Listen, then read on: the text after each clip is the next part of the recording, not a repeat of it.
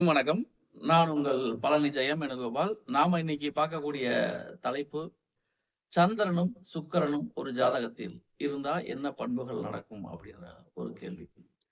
அது எப்படி சந்திரனும், சுக்கிரனும் இல்லாம போகும்? அப்ப நீங்க கேட்கலாம். அந்த மீனிங் கிடையாது. சந்திரனும், சுக்கிரனும் ஒரு ராசியில், ஒரு ராசி கட்டத்தில், ஒரே வீட்டில், ஒரே நட்சத்திர பாதத்தில் இருந்தால்.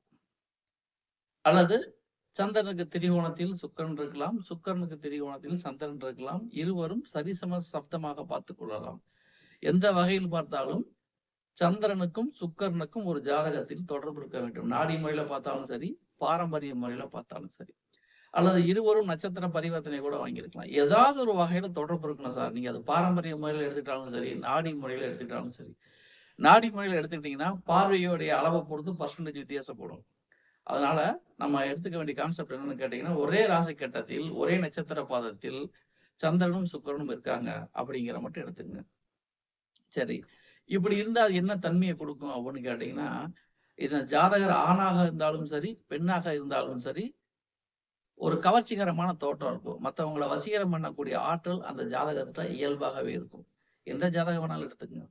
ஆண் ஜாதகமா இருந்தாலும் சரி, பெண் ஜாதகமா இருந்தாலும் சரி, சந்திரன், சுக்கிரன் இணைவு ஒரு ஜாதகத்துல இருந்தா, அந்த ஜாதகர் வசீகரமானவர், இளைய மனதுக்கு சொந்தக்காரர், எல்லாத்தையும் ஈர்க்கக்கூடிய தன்மைக்கு சொந்தக்காரர். வசீகர தன்மை அவர்ட்ட அதிகமா இருக்கும். கருப்பா இருந்தாலும் கலையா இருப்பாரு. மொத்தத்துல மற்றவங்கள கவர்ந்திருக்கக்கூடிய ஏதோ ஒரு விஷயம் அவர்ட்ட இருக்கும். இது மட்டும் தான் இருக்குமா அப்படின்னு கேட்டா, ஒரு விஷயத்த ஹேண்டில் பண்ற விதம் இருக்கு இல்லையா? மேக்ஸிமம் சந்திரன், சுக்கிரன் இணைவு இருந்தாலே பாதிக்கப்படாம இருக்கணும். அப்படி பாதிக்கப்படாம இருந்தாலே, அந்த ஜாதகர் வந்து கடினமான வார்த்தைகளை பிரயோகிக்க மாட்டார். இப்ப குறிப்பா 2ஆம் பாவத்துக்கு கூட சந்திரனும், சுக்கிரனும் சேர்க்கை இருந்துச்சு வச்சுக்கங்களேன், அவரு பேசுறதே வந்து அன்பா தான் பேசுவாரு, தன்மையா தான் பேசுவாரு. எந்த சூழலிலும் பேட் வேர்ட்ஸ் யூஸ் பண்ண மாட்டாரு. கடினமான கடுஞ்சொற்களை யூஸ் பண்ண மாட்டாரு. மொத்தத்துல இதமா, பதமா, தன்மையா பேசுறதுல கெட்டிக்காரரா இருப்பார். இந்த இணை ஏன் முக்கியம் அப்படின்னு கேட்டோம்னா, சந்திரனும், சுக்கிரனும் ரிஷப ராசியில இருக்காங்க. இப்போ ஒரு ஜாதகத்துல மேஷ லக்னமாகி சந்திரன் ரிஷபத்துல, சுக்கிரன் ரிஷபத்துல இருக்காங்கன்னு வச்சுக்க. இந்த ஜாதகர் என்னதான் கோவக்காரரா மாரி தெரிஞ்சாலும், பேசுற தன்மை இருக்கு பாருங்க, அது இதமா, பதமா பேசுவார். வாயில நல்ல வார்த்தைகள் தான் வரும். ஒருத்தர் நல்லா இருந்தா வாழ்த்துவாரே தவிர, கெட்ட விஷயங்கள வாழ்த்த மாட்டார். பாசிட்டிவ் வைப்ரேஷன் இவர்ட்ட அதிகமா இருக்கும். இளமையா இருக்கும், நளினமா இருப்பாரு, அழகா இருப்பாரு. பார்க்கறதுக்கு ரொம்ப யங்கா இருப்பாரு.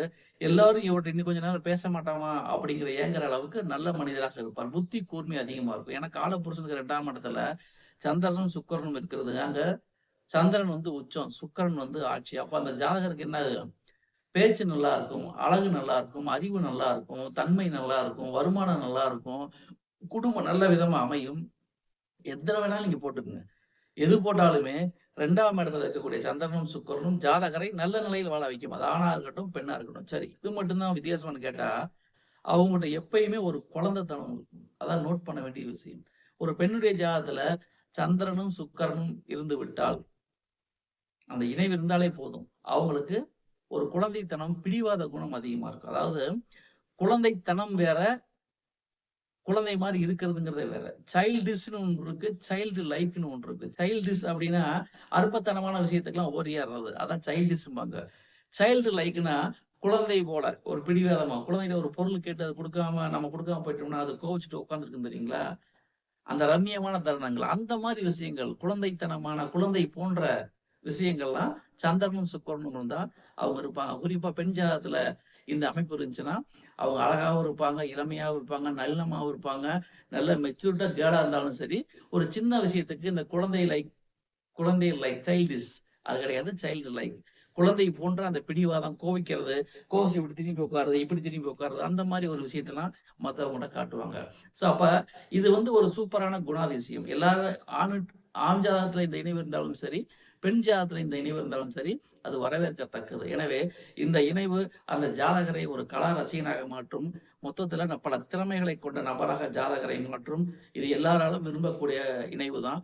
அதே சமயத்துல மொத்தத்துல ஒரு ஒருத்தர மதிப்பு, மரியாதை குடுக்கறது அவர் பேசுற பேச்சுல இருந்து தான். அப்ப இந்த இணைவு 2ஆம் பாவத்துல இருந்துச்சுன்னா, கண்டிப்பா அவர் தேனொழுக பேசுவாரு. எல்லாரும் அவர்ட்ட பேசுறதுக்கு பிரியப்படுவாங்க. மொத்தத்துல சமுதாயத்துல நல்ல மதிப்பு, மரியாதை கிடைக்கும். ஏன்னா, சந்திரனா புகழ்.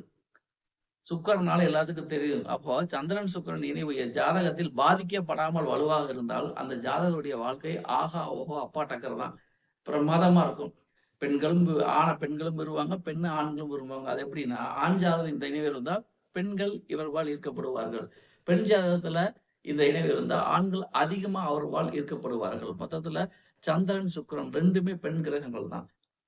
பெண் ராசியில தான், பெண் வீட்ல தான் ஒண்ணு ஆட்சி ஆகுது, ஒண்ணு உச்சமாகுது. ஆக இந்த மனித வாழ்க்கையில சந்திரனும், சுக்கிரனும் மாயாஜாலங்கள பண்றனால தான் காதல் பிறக்குது, சிந்தனை பிறக்குது, காவியம் பிறக்குது. ஆக இந்த இணைவு ஒரு ஜாதகத்தில் நல்ல முறையில் அமைவது அனைவராலும் பாராட்டப்படத்தக்கது, அனைவராலும் விரும்பப்படக்கூடியது. அவர்களுடைய வாழ்க்கையும் நன்றா இருக்கும். இது எந்த ஜாதகத்துல, எந்த லக்னமா இருந்தாலும் சரி.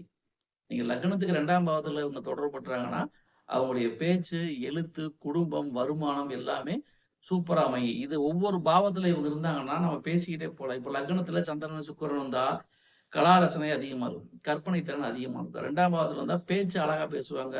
பாடல் பாடுவாங்க. 3ஆம் இடத்துல இருந்தா கதை, கவிதை, கட்டுரை, பாடல்கள் எல்லாமே எழுதுறது போகும். 4ஆம் இடத்துல இருந்தா சுகபோக வாசிக்க சொந்தக்காரர்கள்.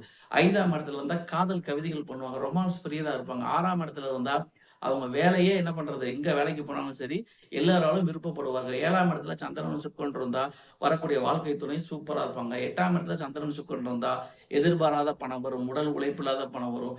9ஆம் இடத்துல சந்திரன், சுக்கிரன் வந்தா அவுட்டிங் ஃபாரின் போறது விரும்புவாங்க. 10ஆம் இடத்துல சந்திரன், சுக்கிரன் வந்தா தொழில்ல அலைச்சல் அதிகமா இருக்கும். பணமும் அதிகமா கிடைக்கும். 11ஆம் இடத்துல சந்திரன், சுக்கிரன் வந்தா சுகபோகங்களை அனுபவிக்கிறதுக்கு இந்த ஜாதகர் ஃபுல் எலிஜிபிள். 12ஆம் இடத்துல சந்திரன், சுக்கிரன் இருந்தா வெளிநாடு, அவுட்டிங்கு, எக்ஸ்ட்ரா செலவு இதெல்லாம் அதிகமா பண்ணுவாங்க. ஸோ நம்ம சொல்றது எல்லாமே பொதுவான தகவல் தான். தனிப்பட்ட ஜாதகத்த பொறுத்து, அதில் உள்ள கிரக அமைவுகளை பொறுத்து பலன்கள் வேறுபடும் என்ற அடிப்படை உண்மைகளை நாம் மறந்துவிடக்கூடாது. பொதுவான தகவல் என்பது வேறு, தனிப்பட்ட ஜாதக பலன் என்பது வேறு. இந்த பதிவு உங்களுக்கு பிடிச்சிருந்தா லைக் பண்ணுங்க, கமெண்ட் பண்ணுங்க, ஷேர் பண்ணுங்க.